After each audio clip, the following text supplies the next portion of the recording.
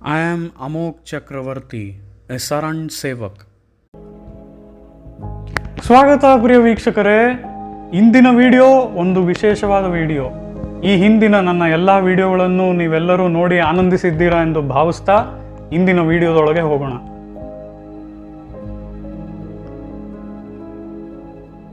ಬಾಲ್ಯದಲ್ಲಿ ನಮಗೆ ಮೊದಲು ದಾರಿ ತೋರಿಸೋರು ನಮ್ಮ ಪೋಷಕರು, ಅದಾದ ಮೇಲೆ ನಮಗೆ ಸಿಗೋರು ಗುರುಗಳು. ಆ ರೀತಿಯಲ್ಲಿ ನಾವು ಆಚಾರ್ಯರನ್ನು ಹಂಸಕ್ಕೆ ಹೋಲಿಸ್ತೇವೆ.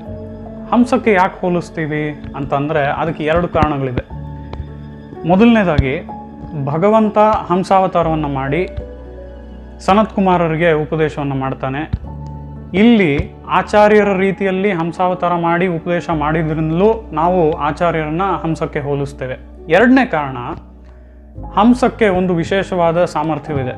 ಅದೇನು ಅಂತ ಅಂದರೆ, ಹಂಸ ಕ್ಷೀರದಲ್ಲಿ ಅಂದರೆ ಹಾಲಿನಲ್ಲಿ ಇರುವಂತಹ ನೀರನ್ನು ಬೇರ್ಪಡಿಸುವ ಒಂದು ವಿಶೇಷವಾದ ಸಾಮರ್ಥ್ಯವನ್ನು ಹೊಂದಿದೆ.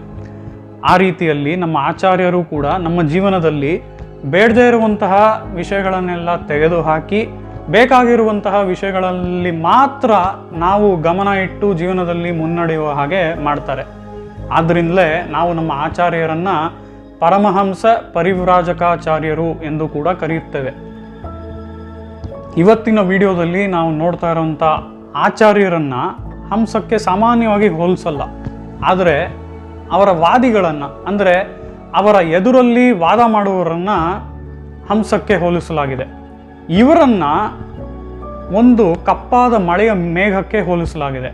ಅದು ಯಾಕೆ ಅಂತ ಅಂದರೆ, ಹಂಸಗಳು ಸಾಮಾನ್ಯವಾಗಿ ಇರುವಂತಹ ಸರೋವರ ಬಹಳ ಶಾಂತವಾಗಿರುತ್ತೆ.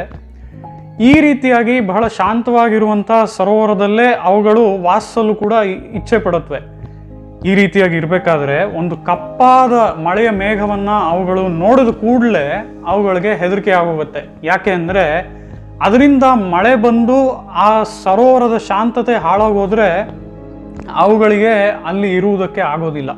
ಆದ್ದರಿಂದ ಆ ರೀತಿ ಮಳೆಯ ಮೇಘವನ್ನು ನೋಡಿದ ಕೂಡಲೇ ಅವುಗಳು ಓಡ್ ಹೋಗುತ್ತವೆ.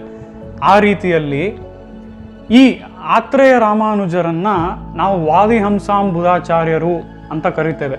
ಅಂದರೆ ಅವರನ್ನ ಈ ಕಪ್ಪಾದ ಮಳೆಯ ಮೇಘಕ್ಕೆ ಹೋಲಿಸಿ ವಾದಿಗಳನ್ನು ಹಂಸಗಳಿಗೆ ಹೋಲಿಸ್ತೇವೆ. ಈ ಆತ್ರೇಯ ರಾಮಾನುಜರ ಬಗ್ಗೆ ನಮ್ಮ ಸ್ವಾಮಿ ದೇಶಿಕರು ಏನು ಹೇಳ್ತಾರೆ ಅಂತ ಅಂದರೆ, ತನ್ನನ್ನು ಬಹಳಷ್ಟು ಬಾರಿ ವಿಷಯಗಳನ್ನು ಮತ್ತೆ ಮತ್ತೆ ಹೇಳಿಸಿ ತರಬೇತಿ ಮಾಡಿದವರು ಈ ಆತ್ರೇಯ ರಾಮಾನುಜರು ಅಥವಾ ಅಪ್ಪುಳ್ಳಾರ್ ಎಂದು ಅವರು ಹೇಳ್ತಾರೆ. ಈ ರೀತಿಯಲ್ಲಿ ಸ್ವಾಮಿ ರಾಮಾನುಜರು ಹಾಗೂ ಸ್ವಾಮಿ ಆತ್ರೇಯ ರಾಮಾನುಜರ ತಿರುನಕ್ಷತ್ರ ಮಹೋತ್ಸವದ ಸಂದರ್ಭದಲ್ಲಿ ನಾವು ಅವರ ಯೋಗದಾನಗಳನ್ನು ನೆನೆಸಿಕೊಂಡು ಹಾಗೆ ನಮ್ಮ ಆಚಾರ್ಯರ ಗ್ರಂಥಗಳನ್ನು ಹೆಚ್ಚು ಹೆಚ್ಚು ಅಧ್ಯಯನ ಮಾಡುವುದಕ್ಕೆ ನಮಗೆ ಆಸಕ್ತಿ ಬರಲಿ ಎಂದು ಅವರಲ್ಲಿ ಪ್ರಾರ್ಥಿಸಿಕೊಳ್ಳೋಣ. ಧನ್ಯವಾದ.